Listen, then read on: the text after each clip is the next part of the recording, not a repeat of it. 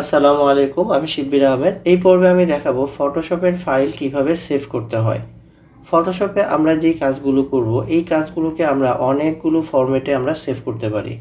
তো ফটোশপের মেন ফাইলে সেভ করতে হলে আমাদেরকে অবশ্যই ফটোশপের যে মেন ফাইলটা আছে অর্থাৎ পিএসডি ফাইল, সেই ফরম্যাটে আমাকে সেভ করতে হবে। এবং এইটা আমরা জেপিজি আকারেও দেখতে চাইলে আমাদেরকে জেপিজি ফরম্যাটেও সেভ করতে হবে। তো আমি এই দুই পদ্ধতিতেই বা দুই ফরম্যাটে আমি সেভ করে এখন দেখাবো। তো ডকুমেন্টটা যখন ফাঁকা থাকবে, ডকুমেন্টের ভিতরে কোনো কাজ যদি আপনি না করে থাকেন, সেই ক্ষেত্রে এটাকে আপনি সেভ করতেও পারবেন না।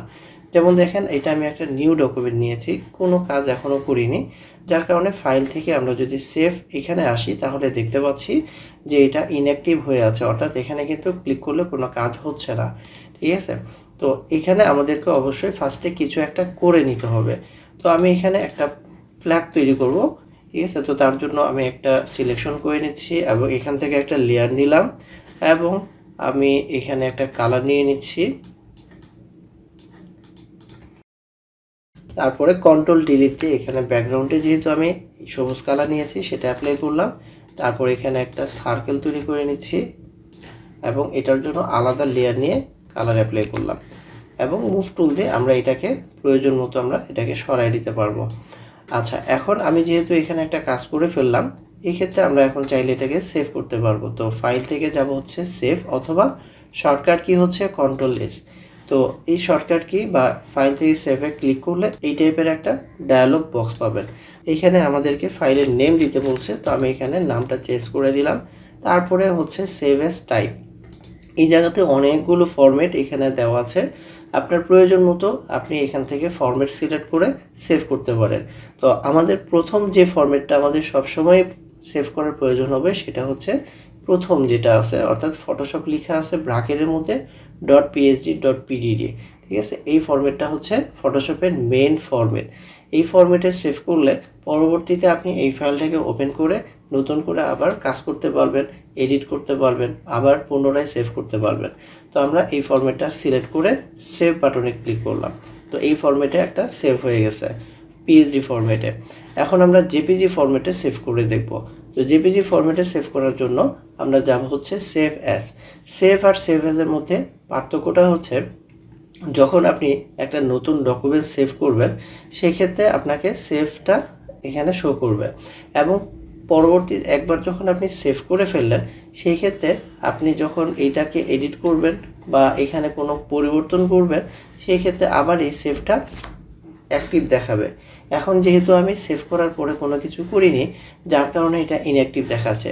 যেমন আমি একটু যদি মুভ করি তাহলে কিন্তু এটা অ্যাক্টিভ হয়ে গেছে, এবং এখানে একবার ক্লিক করলে এটা আবার ইনঅ্যাক্টিভ হয়ে যাবে।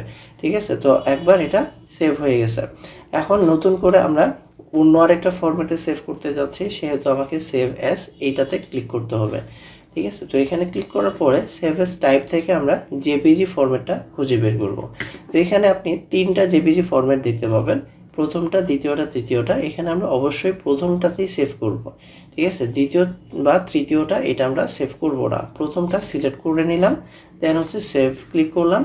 এবং এইখানে আরেকটা বিষয় হলো যে এই ফাইলটার অর্থাৎ জেপিজি যে ফাইলটা সেভ হবে সেই ফাইলটার কোয়ালিটিটা কেমন হবে। এখানে এই ভ্যালুটা আমরা সর্বনিম্ন হচ্ছে 0 দেখতে পাচ্ছি এবং সর্বোচ্চ হচ্ছে 12। তো আমাদের প্রয়োজন মতো আমরা যদি হাই রেজুলেশনে সেভ করতে চাই তাহলে অবশ্যই এটা সর্বোচ্চ যে ভ্যালুটা আছে সেই ভ্যালুটাকে দেখে আমরা ওকে প্রেস করব। তো এখন আমার এই দুইটা ফরম্যাটেই কিন্তু এই ফাইলটি সেভ হয়ে গেছে। এই পর্যায়ে আমি এটাকে ক্লোজ করে দিলাম। ক্লোজ করে দেওয়ার পরে আমি এখন যদি এখানে আসি তাহলে আমরা দেখতে পাচ্ছি এখানে পিএইচডি নামে একটা ফাইল তৈরি হয়েছে আর এখানে হচ্ছে জেপিজি ফাইল একটা তৈরি হয়েছে। তো জেপিজি ফাইলটা জাস্ট আমরা জেপিজি আকারে কিন্তু দেখতে পারবো, এটাকে কিন্তু আমরা এডিট করতে পারবো না। এডিট করার জন্য আমার প্রয়োজন হবে হচ্ছে ফটোশপের এই ফাইলটি। তো এই ফাইলটা যদি আমরা একটু ওপেন করি তাহলে দেখতে পাবো যে এই ফাইলটি তৈরি করার জন্য বা এই পতাকা তৈরি করার জন্য আমি কিন্তু দুইটা লেয়ার নিয়েছিলাম। ঠিক আছে, তো এখানে আমরা এই লেয়ার দুটো কিন্তু আলাদা আলাদাভাবেই পেয়ে যাচ্ছি, এবং এটাকে আমরা এখন চাইলে আবার এডিট করে নতুন করে আবার সেভ করতে পারবো। তো এই হচ্ছে ফটোশপের ফাইল সেভ করার পদ্ধতি। আশা করি বুঝতে পেরেছেন। তারপরে যদি কোনো প্রবলেম থাকে তাহলে ভিডিওটি আরও একবার দেখে নেন। ধন্যবাদ।